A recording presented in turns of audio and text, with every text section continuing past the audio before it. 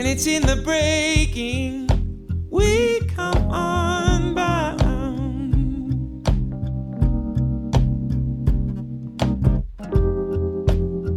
And it's in the giving we are found. Yeah, you could barely change.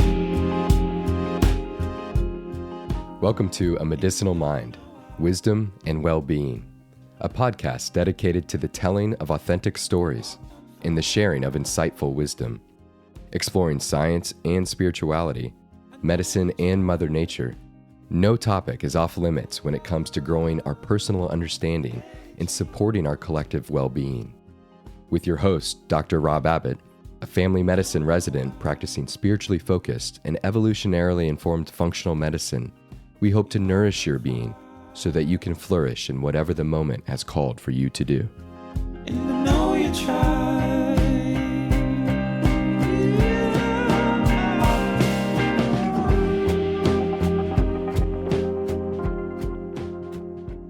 In episode 57 of A Medicinal Mind, Wisdom and Wellbeing, I have a deeply authentic and powerful conversation with one of the leaders of the ancestral health movement, the creative mind behind Primal play, Darryl Edwards.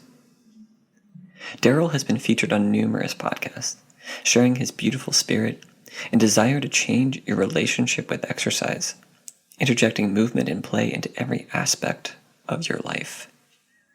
Today, however, seeking to delve more into Darryl's life story, we explore aspects of his journey, starting in early childhood, through his initial career pursuits, culminating in a radical shift towards cultivating wellness in everything he pursues. Hearing first about Darryl's childhood and his original desire to enter medicine as a doctor, we then get a glimpse of the reframing and birthing of a new inner desire to explore computing and a relationship with technological intelligence.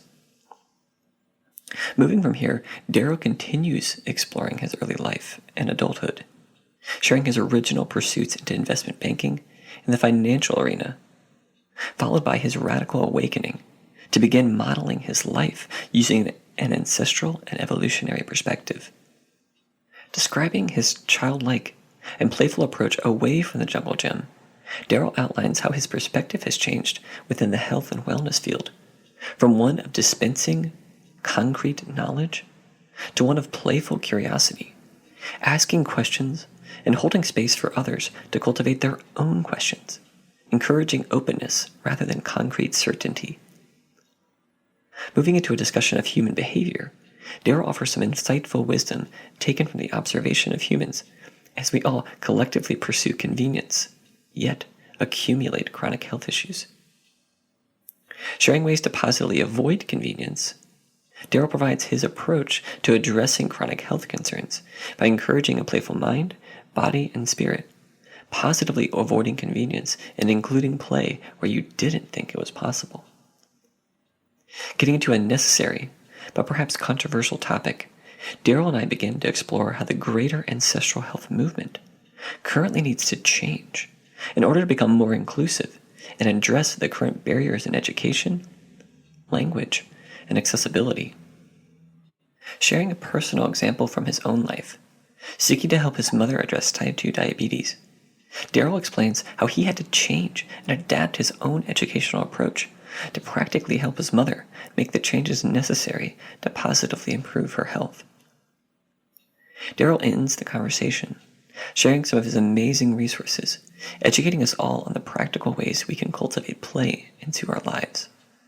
From his website, including blogs and videos, to a recently released book, and Animal Moves play card deck, Darryl has created some of the most enriching resources for anyone seeking to avoid convenience and cultivate pure joy. And with that, let's dig into the show.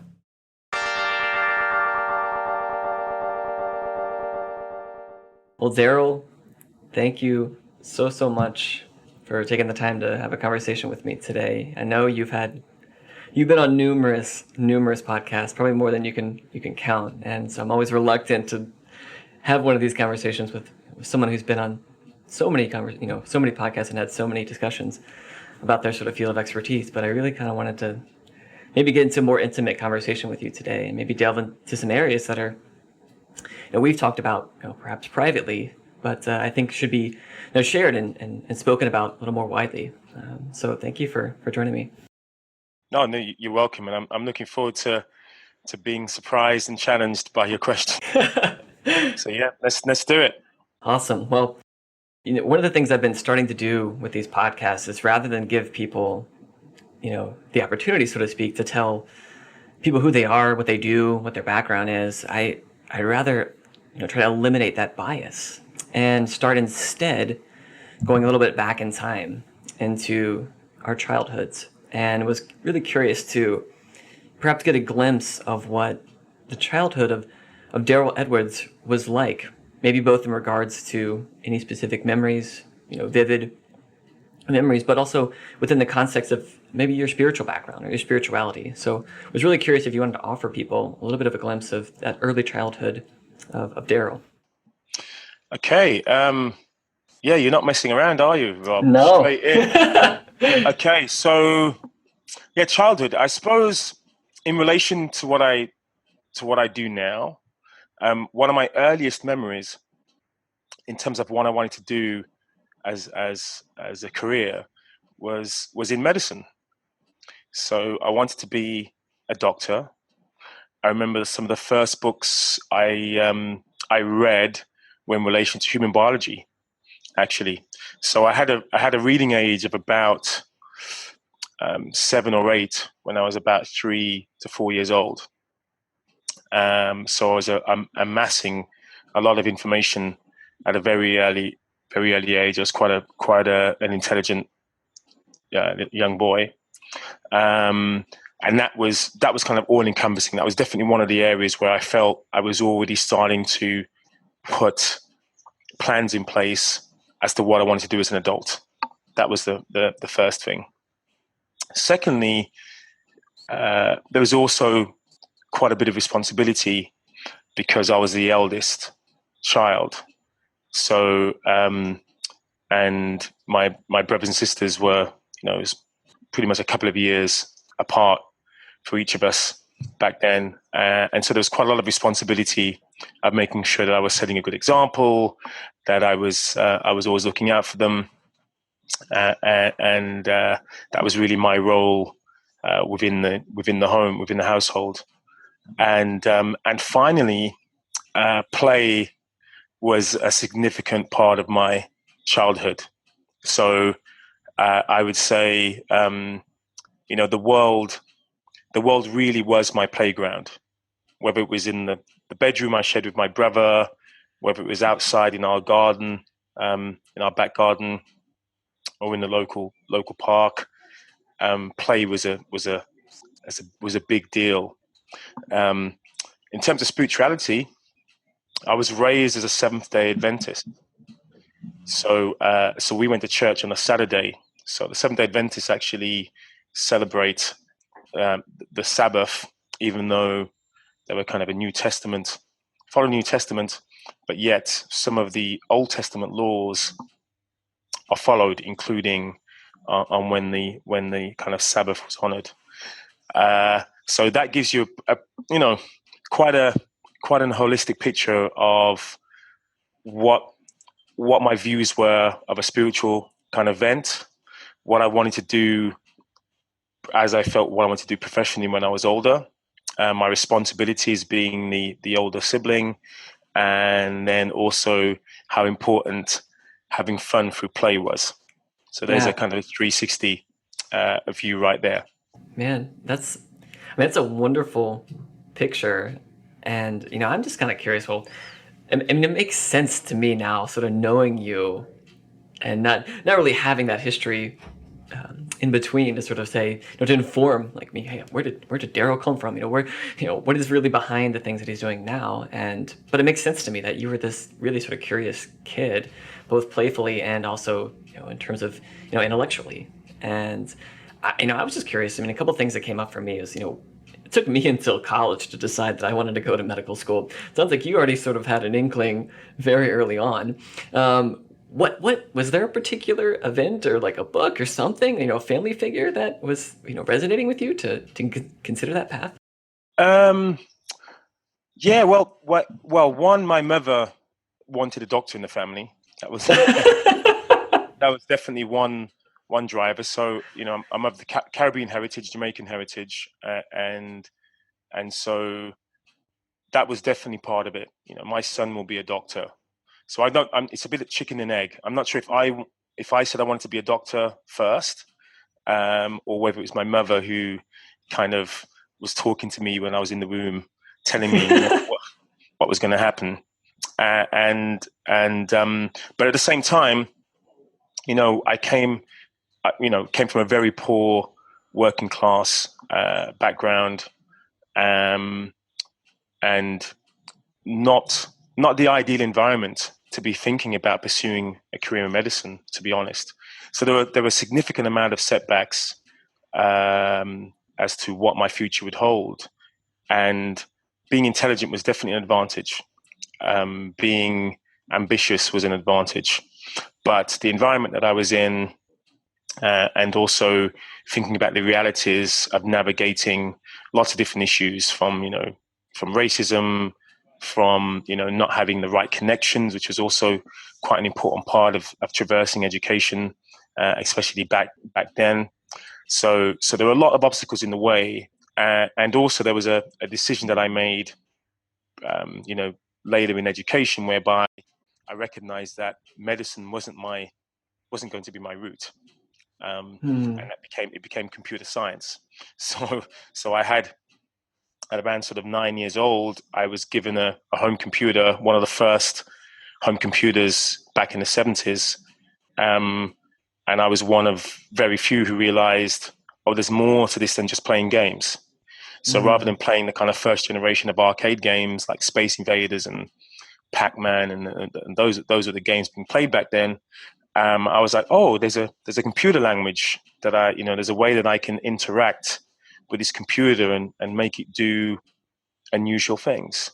So I became quite fascinated with computing and programming, even though I didn't know what programming was, even though I wouldn't be aware that was a possibility in terms of a career.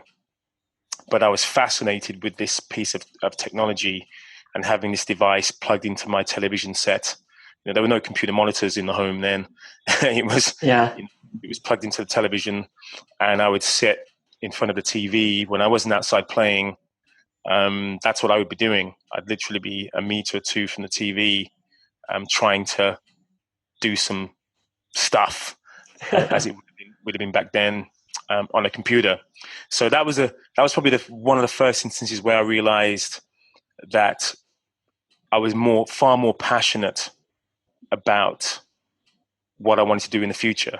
So medicine and the honor for my parents, the fact that I had an affinity with the sciences. So chemistry and biology, I was always my top grades at school. It was almost like it was just very easy for me to grasp those concepts. I was into electronics. Physics was also interesting. So the sciences were very interesting. But what made my heart sing was definitely computing.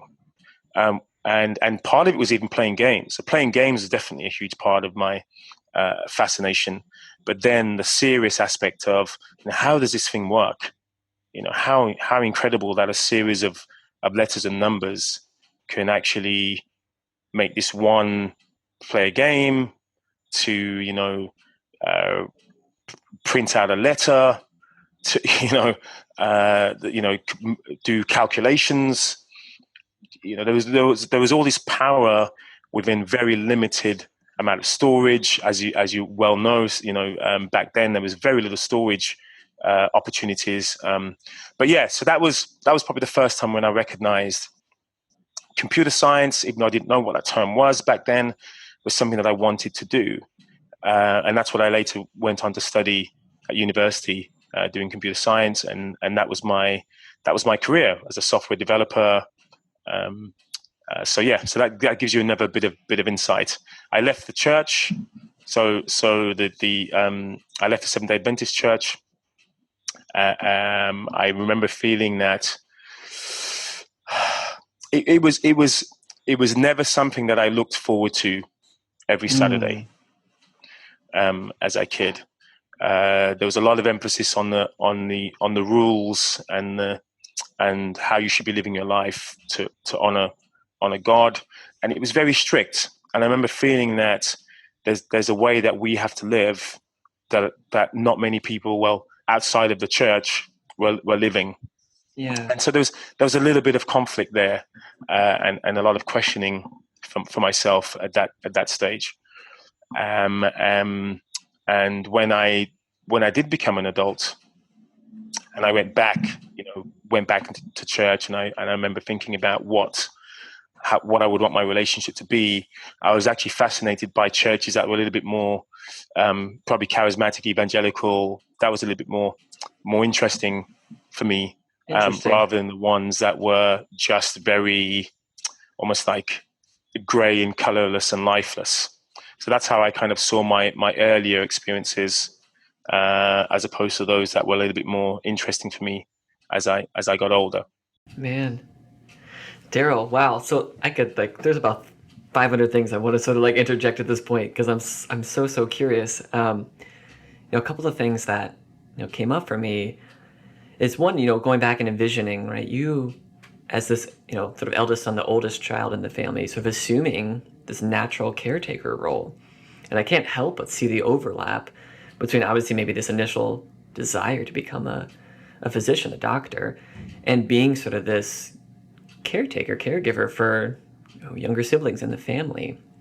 And whether or not it was a seed planted by your mother or societal pressure or whatnot, you still eventually came to some incredible realizations of, one, seeing that this wasn't ultimately your passion, which I think many people need to come to that realization. They get stuck in a lane doing something they're good at, but not something that they enjoy. This sort of, they don't have that central focus of being of service, finding, meaning with their talents, but doing something that they, enjoy, not just doing something they're simply good at.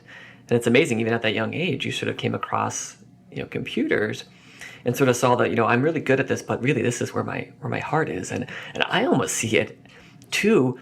Obviously there's the play element with the games, which is sort of obvious, but I almost seeing this as you were interfacing with this computer, trying to understand its language in a similar way that you're trying to understand other human beings. But how do we communicate? How do we connect? And now you're sort of this, within these natural spaces, doing it in a similar way. Like, how can I understand the language of this natural environment in the same way that I understand, this computer? And I see you as sort of like an interpreter of sorts, almost, both this continued caretaker, but also this interpreter, really trying to be this interface and bridging people in all these different worlds. And I mean, it's fascinating to me that you can both have this beautiful sense of play in the natural spaces and sort of this background that was really formed by computer science, or informed in that sort of technological world. I don't know, it's a beautiful dichotomy to me, but was kind of curious, maybe how that evolved, or reflecting back on looking on that journey. Do you see any of those elements, or anything that came out during the journey that maybe pushed you in further in those directions? I mean, that's a really interesting point, and it's I suppose what's interesting is I became very successful within that space, within the technology space. Yeah. And I worked for Microsoft back in the early 90s. I worked for investment banks, got headhunted, worked in investment banking, which is extremely lucrative, and made a lot of money. And so I felt within a short space of time, it wasn't that short space of time actually, but over a period of time, I started to master that world. Yeah. I was very logical, very analytical. I was able to problem solve in a way that a lot of, some of my colleagues couldn't. So I felt I was very talented, and I was rewarded accordingly. But when I started getting sick myself, when I realized I wasn't living a healthy lifestyle, and when I started to think about what I had to do to follow the path to better health. I suppose that approach to problem solving, that analytical, logical approach, just changed direction to looking at health matters, and thinking about the fact that, and I suppose the ancestral health, or evolutionary biology, resonated with me, because I was like, there is a natural relationship with the world around us, or there should be, an affinity with the world around us. And if there is discord with the world around us, we are bound to suffer the consequences. And whether that is diet, or a lack of movement, or sleeping during the day and not at night, it's it doesn't take much to realize why we're in the place and the predicament that we're in. So for myself, it was quite an easy it was very tangible, it was very realistic proposition for me to take myself from that place of lack of wellness to wellness. And then once people started asking me, well, okay, how do you, why are you doing this? Why have you changed what you're doing? Why do you believe this is the direction that we should be following?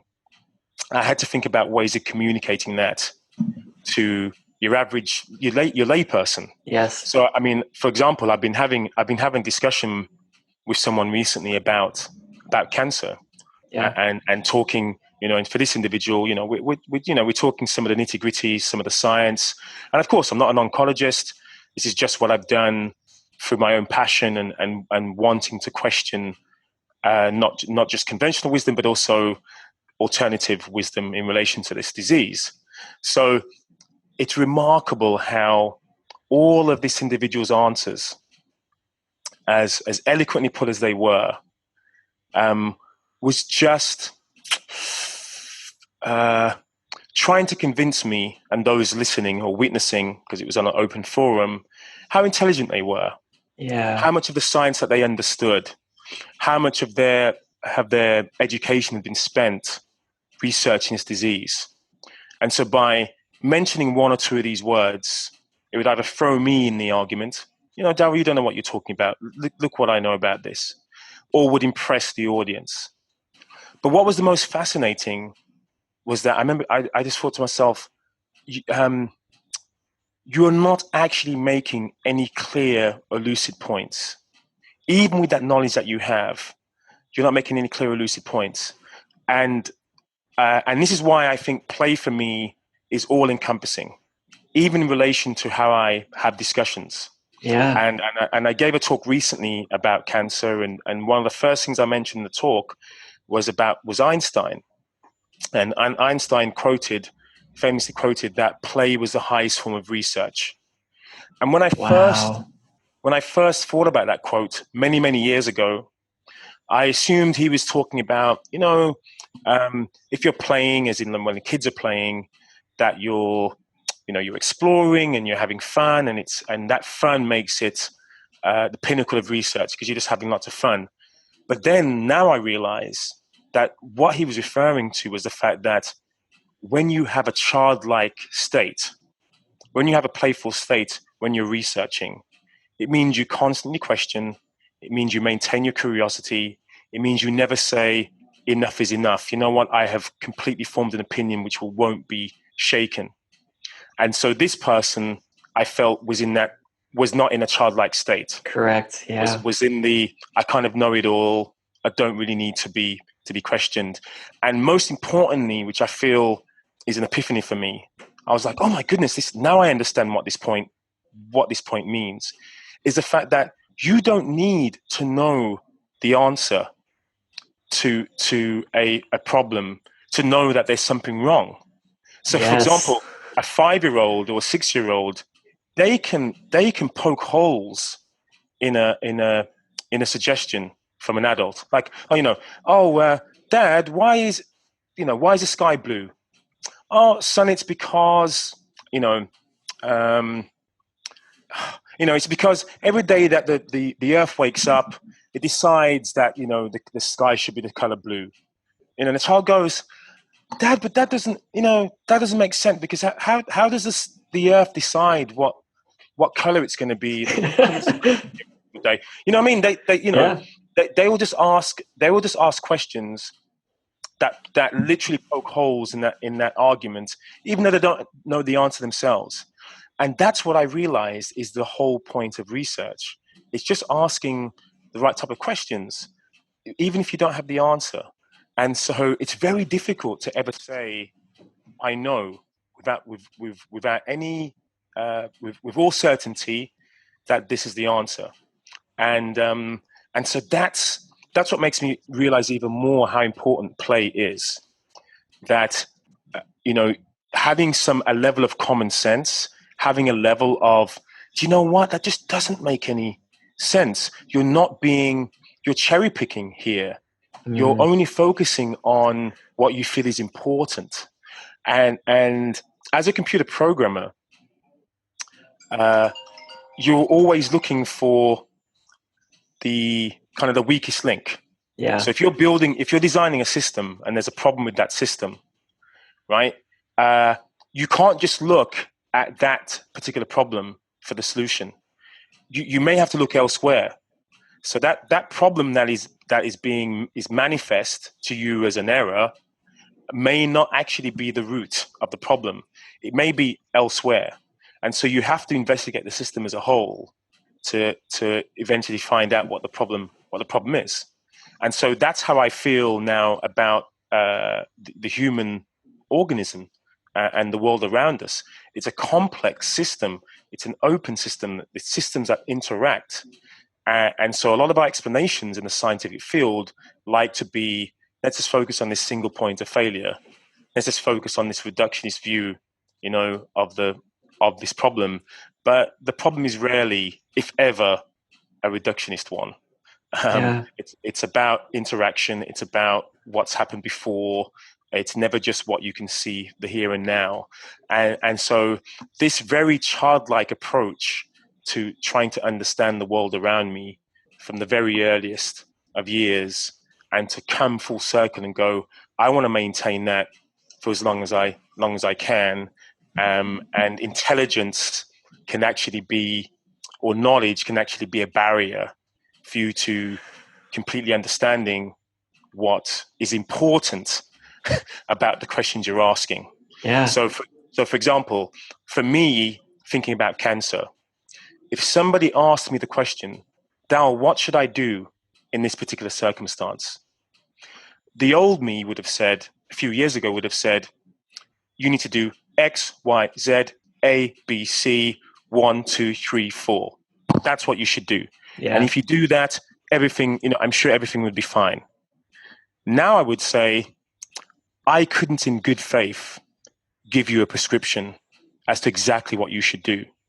But I can tell you that what you should do or can do is learn as much as you can about this condition, is consult with as many people as you can to get a consensus as to what you should be doing next. To be positive about what your options are. That would be, there isn't one way. Yeah. Don't be distracted by people telling you that they know it all when they may know very, very little. So my answers now would be far more open to saying, actually, I don't really know much at all, apart from always question. Recognize that no one will always have the answers. And the better place to be is to be in one where you're open to recognizing that fact. And then you're less likely to be blindsided. You're less likely to be taken down a path that you may not be able to recover from. So my own experiences with what my sister went through, who had cancer, has led me to where I am now, being far less dogmatic about what we should be doing for our health journey, recognizing how important the things that are often spoken about in the health and wellness field are, because we're trying to sell usually a single solution. Just do this and everything will be fine. I have the magic pill. I have the silver bullet. Yeah. That's what people want to gravitate towards. But unfortunately, sometimes there isn't a silver bullet. There isn't a magic pill. It is a combination, a composite of many things that will lead us onto the right sort of path.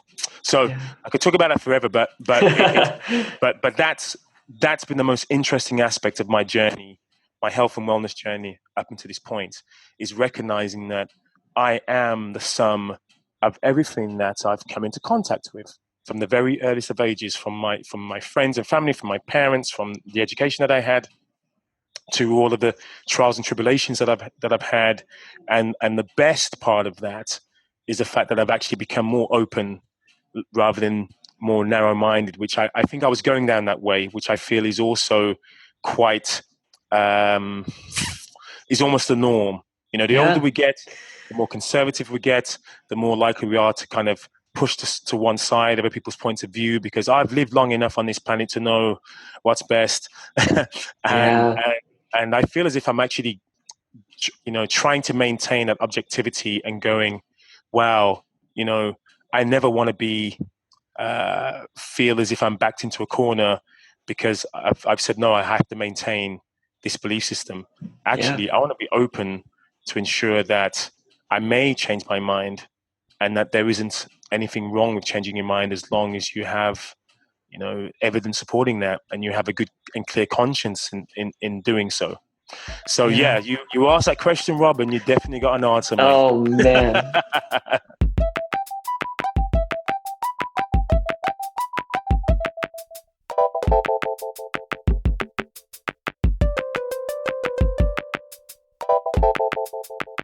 Wow. Yeah. I'm sitting here again, just starting to reflect on, people know you for your incredible passion, for the positions that you put their bodies into, the spaces that they encounter, the things that they're doing that are completely foreign to them in this world that we see as sort of true play. But what you're describing is not just going out and hopping on one foot for fun. You're talking about truly living and embodying this curiosity.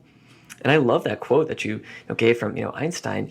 Is really what we're talking about is embodying this curiosity and openness. And you're right, as a society, we're rewarding individuals for becoming experts in their field, insert whatever. I mean, that's what our whole trajectory tells us we should be doing. Is there's this, and this, and you climb up this ladder, you acquire these skills, and then eventually you get to some point where you're the authority on this. And there's no way going through that process that you're going to be able to remain with that state of curiosity, of openness. Like you just said, it's going to, unconsciously, whether you even really try to or not, you're going to put yourself into a hole. You're going to acquire labels for good or for bad.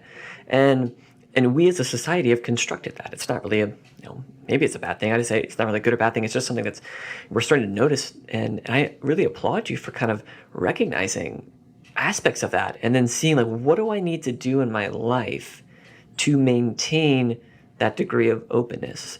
And sometimes it'll take external circumstances and events, perhaps with a loved one or family member, with in your case, sort of with cancer, with your sister, or maybe it takes losing a job or coming into conflict where something you've been taught is then just completely dismantled. And you can go into a complete death spiral and just say like, man, I just wasted my entire life studying something or researching something or whatever it might have, whatever it is. And now I've been presented with other evidence, and you can put your head in the sand and ignore that, which is the opposite of this openness and curiosity, or you can then open to it and then start to engage in a more playful way. And I think we have to start engendering that. I mean, it's innate to our children. It's innate as a child, this curiosity. The examples you described, everyone could probably be like, yep, I have my child who keeps asking me all these annoying questions and poking holes in everything I try to say. And so we can all agree about it. It's an innate thing, but it gets taught out of us or taken out of us. And I'm curious, some of the things that you have people do, they're probably very familiar with the exercises and things, but perhaps maybe you can illustrate some of those in conjunction too with other things that maybe you're doing now to help make people uncomfortable, to instill this openness and curiosity in them. Because I know you've certainly done it personally for me, and it's encompassed more things than simply just walking like a gorilla or or climbing like a koala bear. Yeah, well, I suppose, we recognize that movement is good for us. Physical activity is healthy for us. We're bombarded with messages telling us that fact. Yeah. You know, it helps prevent disease, chronic lifestyle disease. It helps us deal with physical and mental health conditions. But the majority of us are not physically active enough. The majority of us are not following what's prescribed as a healthy lack of sedentary living, right? Yeah. So why is that? That's the question that I ask myself. Okay, there are a significant minority of people who love, who join the gym, who sign up to as many classes as possible, who are always active, who will do everything they can to get those around and to join them, and they'll kind of live in this kind of microcosm of we're all really fit, healthy, and that's great. Yeah. But there's a significant number of people who would rather just watch those people from their armchair, right? Oh, look at all those really healthy people, maybe watching the Olympics or watching, a basketball game, and go, oh, look at all those amazing fit people who are training several hours a day. And I wish I could be just like that, but not really me. Why do we prefer to spectate? Can you imagine? I'll give you an example. You imagine a bunch of dogs playing in the park. Can you imagine a dog coming by and going, I'm just going to sit here and watch all those dogs playing and having a great time? Because isn't it amazing how those dogs move? Oh, wow, so graceful, so powerful. I mean, can you imagine the dog just doing that, or the dog going, you know what, I want to get off this leash. I want to get off this lead and I want to go and play. What are you kidding me? Just watching them? No, right? So that's the instinct the drive is for us to move. But as humans, we've engineered an environment which encourages us to be sedentary.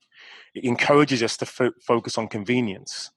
So on the one hand, this kind of technological revolution has led us to where we are now, where we do have convenience all around us. We can click a mouse and we can get food delivered. Don't have to cook any food.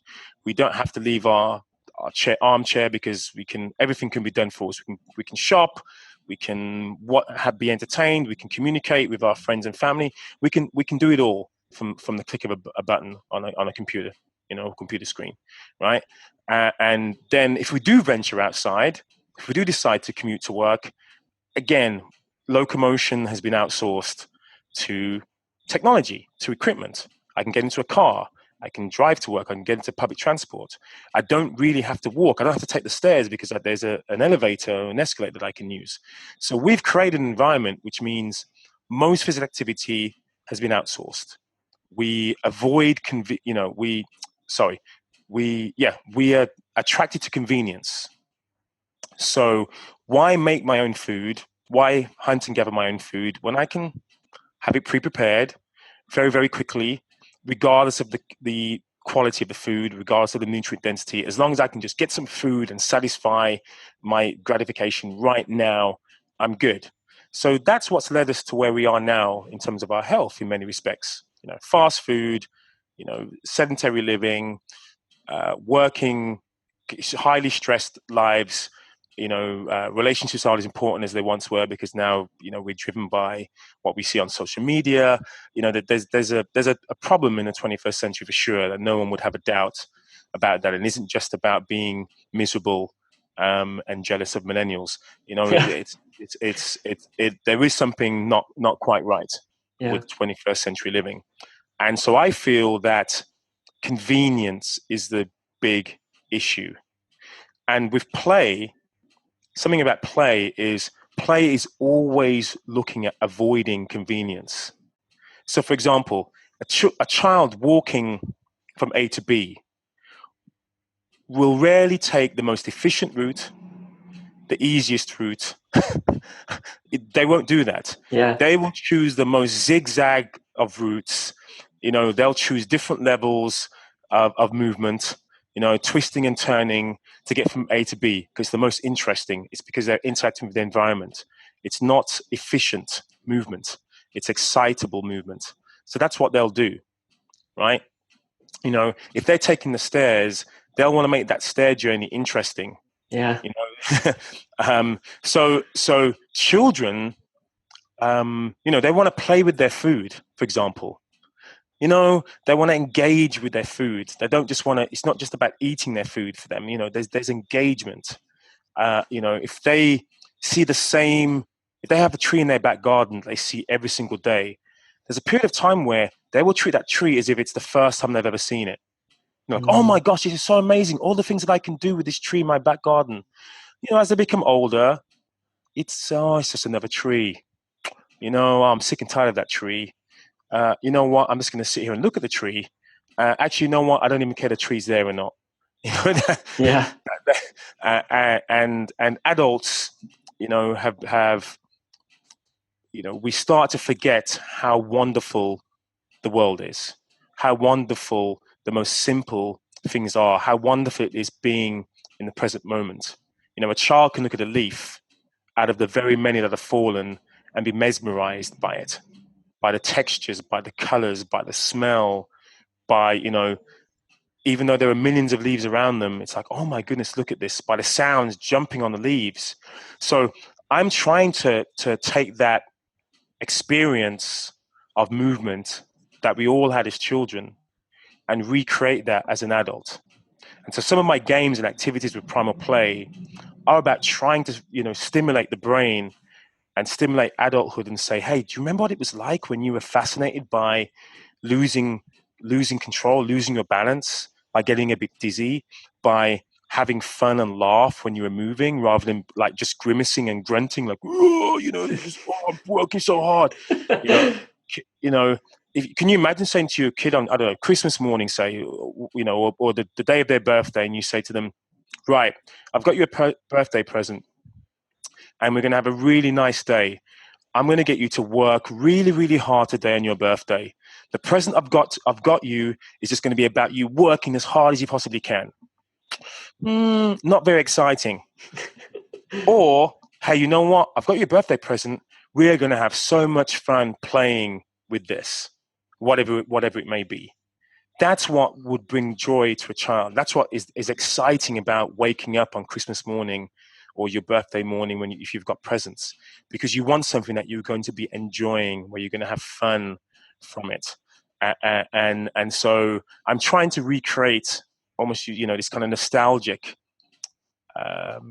phase of adult life, looking back at your childhood and going, yes, I do remember a time when movement was fun, when we didn't exercise, we just played.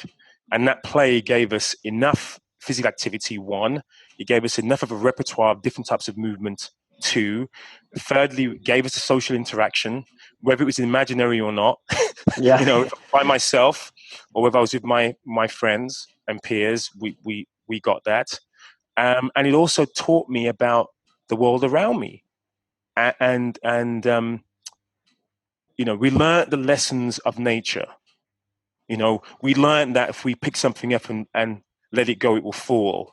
We learn that if we have a balloon that's filled with, that isn't filled with our own air, like if say filled with helium, it's gonna escape into the sky. Do you know what I mean? If we filled it with water, it's gonna hit the ground. So we don't know the reasons why. We don't know what gravity is. We don't know about the difference in the elements, but we've experienced those through our play, through exploration. And we're numb to that as adults. And so these games that I play with Primal Play, it's what kind of gets me up out of bed every morning when I think, oh my goodness, how incredible it is to see the world as my playground again. My gymnasium is not a box of four walls with a certain type of equipment in there. My gym is wherever I'm at. My living room, being outside and on the street, my local park, wherever I am, that's my gym. Whatever I have access to is my gym equipment. So I'm trying to kind of kidify, almost have a kidulthood almost, you know what I mean? Yeah. Like I'm trying to kind of make sense, a mature sense of what we did as kids, not in a childish way, not in a, petulant, I don't really care about, I want it to be like a childlike way where you just have that innocence and appreciation that wow factor that we've all had at some stage in our lives that many of us have forgotten about. And so we get bogged down with the pressures and the mundanity as we see it. But there's a time in our lives where there was nothing mundane about our existence. There was something that was wonderful, and we've snuffed that out. Society, parents, schooling. We say, no, being curious is not a good thing unless you're curious within these constraints. Yes. Yeah. Curious on our terms. On our terms. Yeah.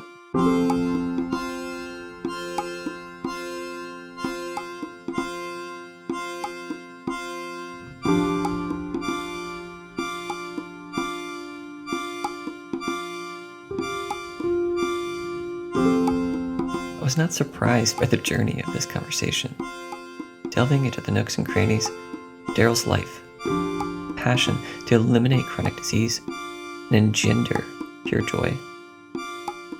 Basking in gratitude, I couldn't help but continuously imagine the many Primal Play workshops, events, and talks Darryl has given over the years, changing the way we think about our health, play, and the dangers of convenience. Reflecting on my own life, Darryl has become arguably one of the most influential and inspirational people in my life, sharing his wisdom and love as a professional and as a friend. It's so true. I mean, anybody who's participated either in person with one of your talks, and they're really not talks, they're workshops, they're movement sessions, they're anything but sitting on your butt and listening to you talk. Anyone who's participated in those things has been put into a place, a mental space, without them even being aware of it, that is that childlike. I mean, you can't help but start moving around and then realize you've stopped forgetting, or you've totally forgotten about the things you were worrying about, that anxiety of, when is my plane going to leave? When's this conference going to be over? I'm hungry. You lose all of that when you're engaged in these activities. I know just a couple of weeks ago, I was at a talk. One of my friends, he started it off by doing a game of Simon Says. And there was a group of about 35 people in there. And he basically prompted it by, he's like trying to show us, how movement of these things are going to change how you feel. And sure enough, you start doing the game and people are doing, they're not following the directions and everyone's laughing at each other because, you're the only one who didn't do it. And then just in 2 minutes, you're sitting there like, this is, a completely different person. Everyone's got energy, they're laughing. And they're like, how did I just go from sitting on my butt listening to this guy, even, engaged with the talk, but still in this sort of, set mindset. And now I'm just free and playful. And those are the things that you're doing in these workshops. And what you've put into your book and what you're sharing with the world is a way to, whether you're aware of it or not, put yourself into a new state, a childlike state. And I love the description of, I don't want it to just be this, I don't care about the world state. I mean, it's a genuine curiosity. It's a genuine, imagination about, how can I interact with my world differently? And you start looking at things completely differently. I know from your inspiration, I went from a childhood where, all I did was play. I'd be shooting hoops until I could barely even see, or even past when I could even see. My dad's yelling at me to come inside. I didn't think of that as playing, working out or exercise. And then you go through a phase of college where I'm not on really any sports teams, and I should be doing these things. I should be going to the gym, and then come out of that, and I can't run on a road anymore. Like, I'll only go into the woods, under trails, like just jumping through. I mean, literally, it's just sort of jumping and falling down hills and just playing with stuff. And if I see something, I stop. Or the other day I was running, and there was the first time in 5 years I've been at this place that I pretty much ran on top of a turkey, and it was just like the most exhilarating thing. It's not exercise. Like, it's so fun. And I could never go back to trying to run on, asphalt just for the sake of running. It'd just be horrible. And you have these big shifts, but what it took was just a simple change in perspective that you're sort of providing people. And then it imbues everything that I do. I mean, the curiosity then has gone over to our views of wellness. And I know this is, having heard you talk too, this is something that you share. And we have to, both think critically and logically, but also with this incredible curiosity, because I think this whole movement that we're a part of, this ancestral sort of evolutionary health movement, has already had like 2, 3, 4 iterations. I mean, there's been plenty of things that we've kind of maybe gotten wrong or got bogged down arguing about when it was just really pointless. Like, why are we having this conversation? This is a joke. And maybe it's just for intellectual purposes. Once again, you're missing the point. You're not making any point because you're just sharing your intellectual positioning rather than being curious about it. And so I've been, really, really blessed. Just all of those things that you've brought, and then most recently too, just I feel like you're a huge champion of we have to do more. And you've pointed out a few of the barriers that you've seen as to like, why is this not something that we've adopted globally? And you've made some big efforts to try to provide education and to get into communities that are maybe otherwise not listening to this. Because any movement, whether it's the ancestral movement, whether it's a vegan, whatever it is, can get bogged down when it's just in an echo chamber, when you're just speaking to the same audience over and over again. And everyone's like, yeah, this is awesome. You're awesome. We're all awesome. We're all doing the same thing. But there's just still this huge group of people that aren't communicating with it. And you can be aware of the barriers and not do anything, which I see as a huge problem. Or you can sort of recognize like, hey, we need to get out of this echo chamber. And you've been a big champion of that. And perhaps I'm, setting you up to, very leading question, but I want to get your thoughts on what you're seeing potentially as some of these barriers to really pushing this kind of lifestyle more broadly, and maybe more specifically, this sort of playful education, this playful way of being, into other avenues, and maybe perhaps the ways that you're trying to solve that problem right now. Yeah, well, I suppose, I think that the tagline of my thoughts on this would be, again, avoiding convenience. Yeah. So it's very convenient to have, agreement, accord, this echo chamber.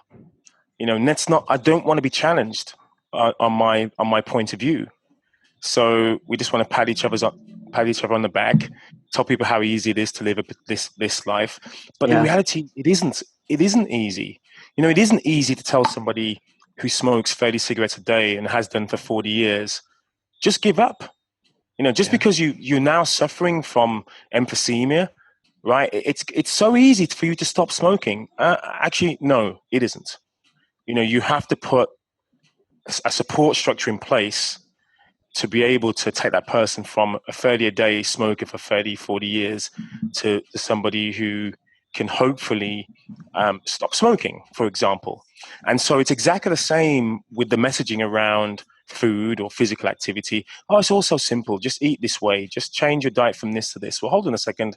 What about, the cultural aspects of food that you're not highlighting? What about the fact that what you're recommending costs a good portion of my paycheck? What about the fact that I don't have anywhere like that where I live? I don't have a Whole Foods within 50 miles away from where I am. I'm living in a place where there's no fresh fruit at all, let alone something that's supposed to be optimal for my health. So I think we're just there's a little bit of ignorance and also some arrogance around some of the messaging, and the demographic that we target do tend to be fairly enlightened. A certain level of education, usually a certain type of income. They have time, enough leisure time to listen to audiobooks and blogs and podcasts even. Probably not doing 2-3 jobs. Probably not like living hand to mouth. So a lot of our message just isn't being communicated to the audience that really, really needs it. And rather than us, what we do, I feel, is we target the establishment and blame the establishment. Yeah. Rather than saying there's a lot we could do to ensure that we could embrace some of the communities that really need this message. So whenever we relay these stats about, 65% of the US are overweight and obese, and 30% are obese, for example, right? The majority of those overweight and obese individuals usually are not our demographic, right? It's people living in the poorest neighborhoods, in the poorest communities. They tend to be with very little access to preventative health care, who, maybe low literacy, not, et cetera, et cetera, et cetera. They're the ones who form the majority of those stats. Even within London, for example, in London, from central London, every kind of metro station or tube station, as we call, every tube station, you go from central London out east, and every tube station from the center going out west. Average life expectancy can change 20 years going from the center to the furthest east within London. Wow. Imagine, not very many miles. I mean, quite a few. It's a big city, but not that many. But just income, disparity in income and education and like can mean your average life expectancy drops 10, 15, 20 years. And it's the same in the US as well. From the richest neighborhoods to the poorest, life expectancy drops significantly. So it isn't just about big food and big pharma and those things that we're combating. It's also about the fact that people just don't have access to these resources. And even if we're giving things away for free, which many of us are on our blog, for example, or free ebooks, that may not be the best way to target those audiences.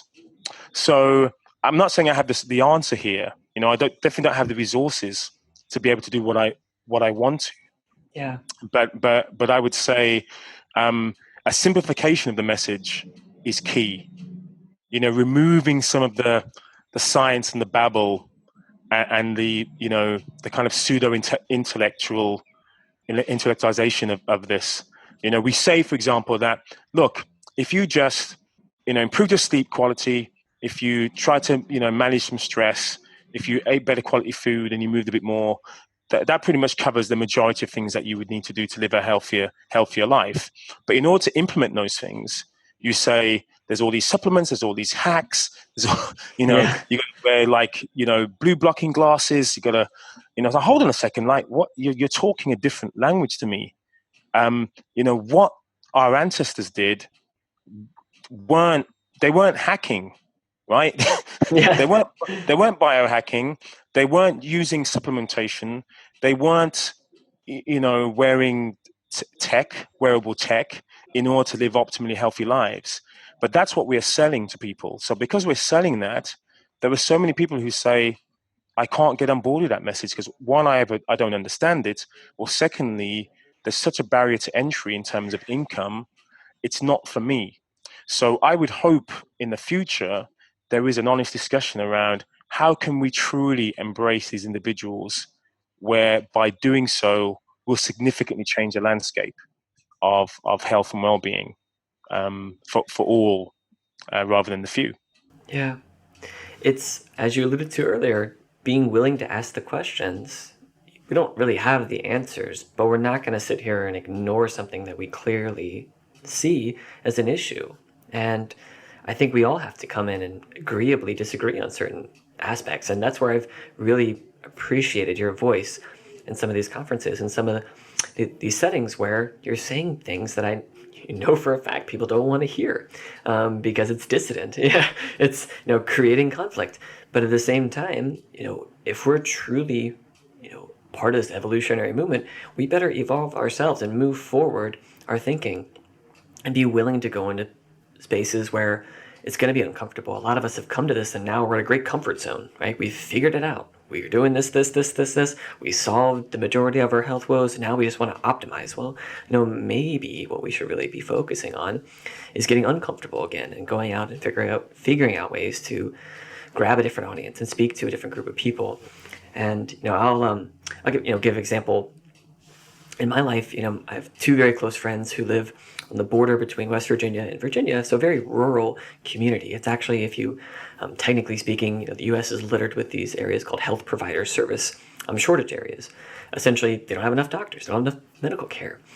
And on paper, you would think, right, these are just, good old country folk. They just do what they do, and they're not really interested or curious about any of these sort of things that we're doing. And for the past year, they've been holding, and I've had now 4 different talks, bringing in different speakers to basically introduce different ways of approaching wellness, lifestyle approach, an evolutionary approach. Had a conversation about sort of low carb, ketogenic diets. And they're getting 30, 40, 50, 60, 70 people at these talks. I mean, if you get in the percentage of that local population who are coming out, it's insane, right? And if I gave a talk and, in our little, it's not even really a city, but in Charlottesville, which 50,000 people, we had like 3 or 4 people come. That's a great percentage. And yes, there's other reasons why that more people wouldn't come, but it's telling you that break down those judgments. Like, people want to feel better. They want to feel that they have control over their health. But if you come at it with I'm the one with the information, I'm this sort of elitist perspective, you'll shut down and immediately move on, and they'll completely disregard you. And so, I've been with you too, trying to come up with, things like these talks and being part of this rural community. I want to be a part of a solution. I want to be part of ways to expand this and show people that it doesn't have to just be in the yoga studio where everyone is drinking the Kool-Aid. That's exactly right. I think you hit the nail on the head. Like it's and as you know, I have, whenever I am given an option to ask that question at these conferences, and I'm fortunate enough to be speaking at very many of them, but there is an issue with demographic. There is an issue with the representation, and so it's you can see why there isn't significant change year after year. You're getting more of the same sort of people who are attending, but there is a significant shift in the demographic. And I know there, of course, is personal responsibility. People have to make the decision that I do want to take charge of my own health. Yes. But at the same time, you mentioned, the story you mentioned about the 60 to 70 people attending these events. People are interested in their health, but if they're only ever being told the only solution you have is to take a pill, or you can be healthier, but you need to spend quite a bit of money to buy your extra virgin coconut oil, yes. And to buy all this supplementation, and it's just about real food. Well, hold on a second. What about the frozen food I have? Does that mean that's no good? Or, do you know what I mean? Like, what about the traditional foods from my culture? You're saying that I should just avoid all of those, even though they've been with my family for generations. Yeah, you should avoid those because they're not the right food. There was a lot wrong with some of the messaging, and so I'm sure that will change as more of us become influential in those communities and reach out to those who can take that message and cascade that down to certain communities and certain people, and use the medium and the messaging that resonates with them.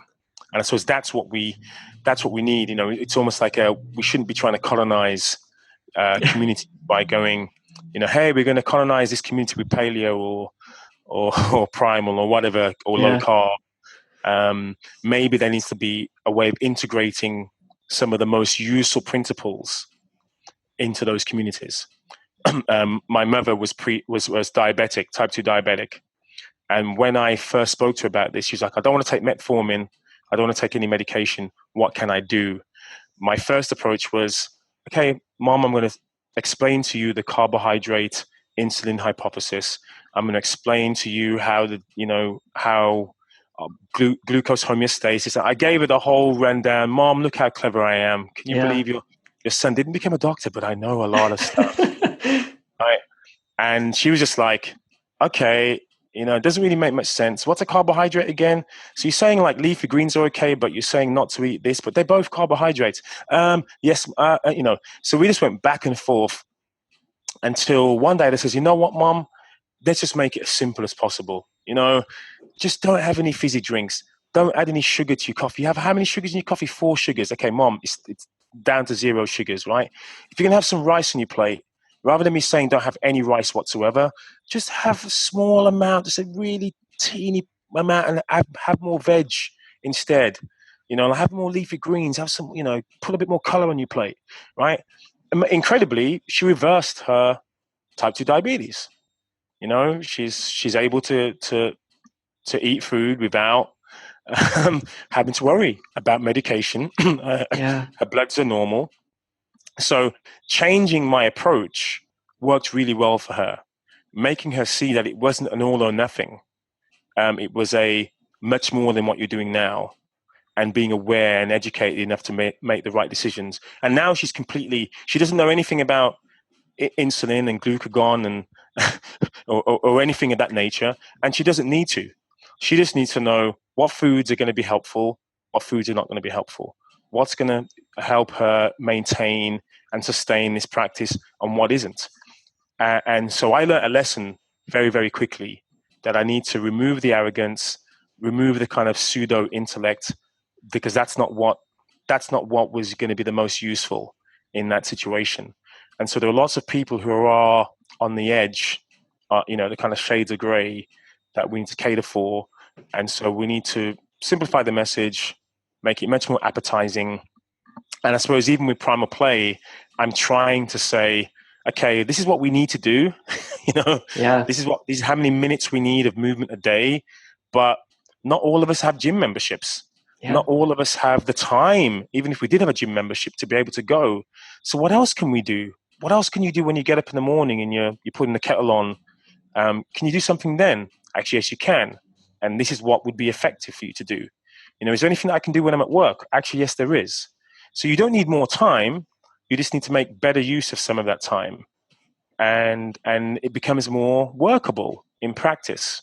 So, I'm trying to change the world, Rob. It's not a bit cliched, but there are more than enough people who are being catered for, who are in the minority.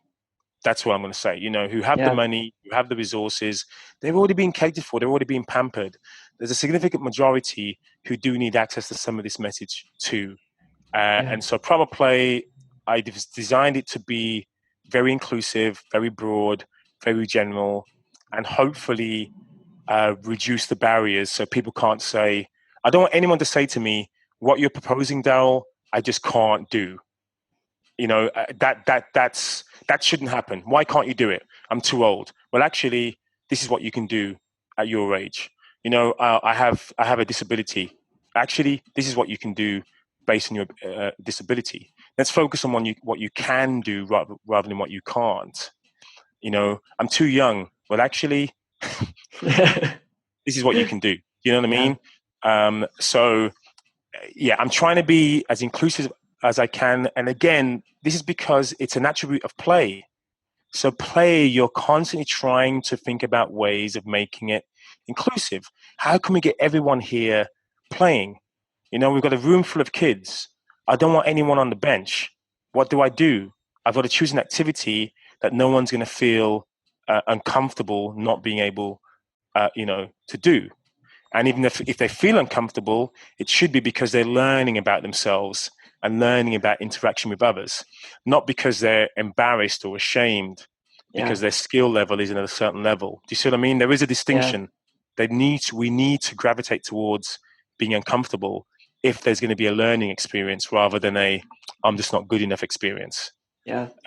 And so many kids go through that when you start selecting for sports and teams and training. And it becomes more like a job, right? Because it's more like a job.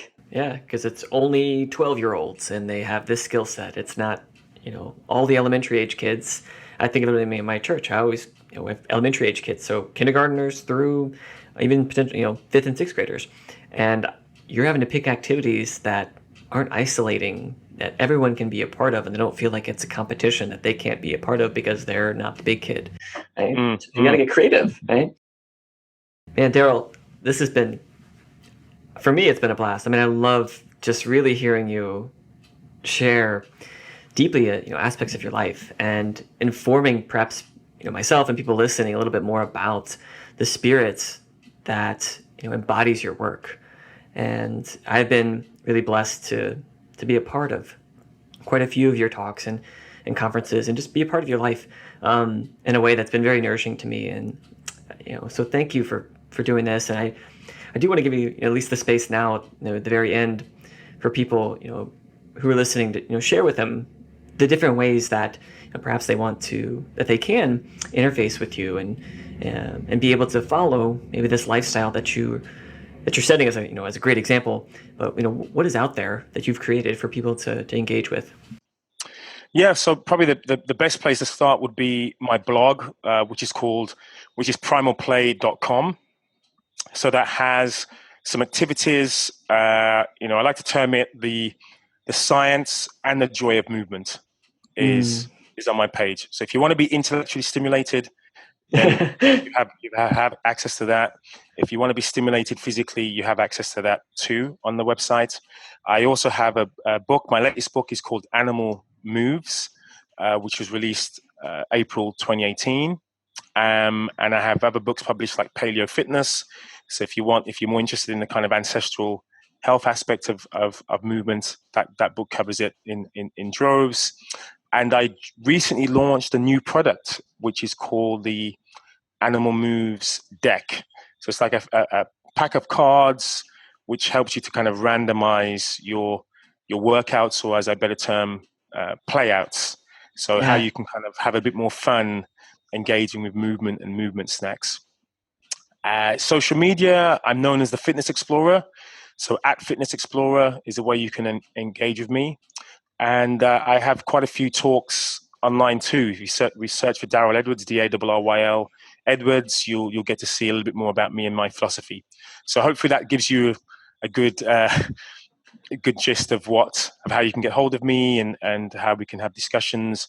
And really, I'm trying to get people just to think a little bit differently about how they can incorporate more joy in their lifestyle, healthy lifestyle choices, especially movement, which is what I'm most passionate about.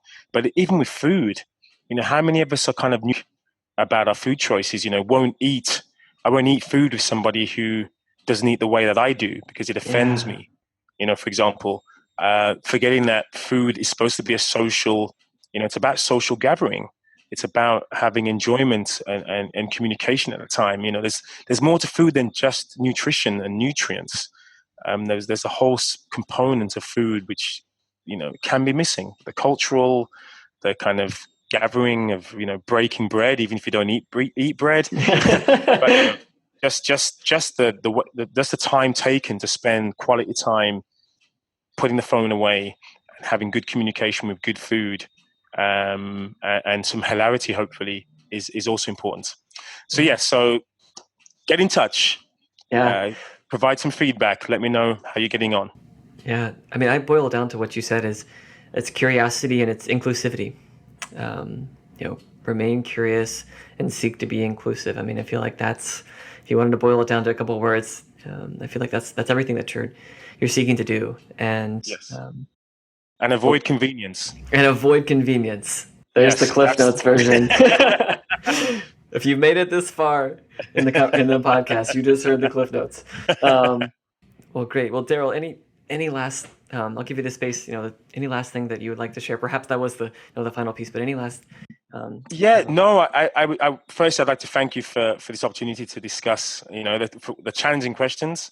I had no idea what you were going to be asking me before we spoke, and it was quite refreshing to talk about things that I wouldn't normally speak about on a podcast, actually. So thank you for that, Rob. But secondly, I would just say that we have to be honest about how difficult lifestyle change is, even when our environment is perfectly set up for lifestyle change. It's still difficult. It's still not easy to maintain this kind of purist path that it's often seen projected on social media. Yes. That isn't real life. We have ups and downs. It is a challenge. So seek out a community, seek out individuals who will enable you to be able to make a better go of that journey, whether it's immediate family or friends or other communities, where you can share your successes but also your failures and recognize it's all a learning experience. So, I've dealt with lots of difficult times and adversity, and it's only due to those around me that have been able to kind of pull me through. So just recognize that when you are, journeying through this, that, always seek out those who are willing to help you on that journey too, and you'll be in a much better place, whatever happens. Awesome. Thank you, Darryl. Totally reciprocate the gratitude. It's the season of Thanksgiving, so thank you again and again, and I can't wait till the next time we're together. It might be early 2019, who knows, but really thank you again for sharing this time. You're welcome. Thanks so much, and it's been a pleasure for sure.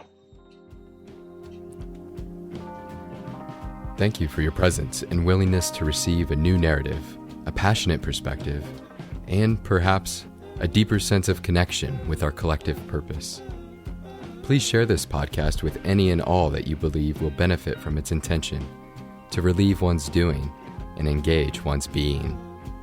Please share your comments about the conversation on our podcast page and leave a review in iTunes so that the voices in this space can spread to all ears ready to receive it. Music credit goes to Dillingham for their song Vessel. Remain open, stay curious, and forever be love. You walked on fire, and I know you tried.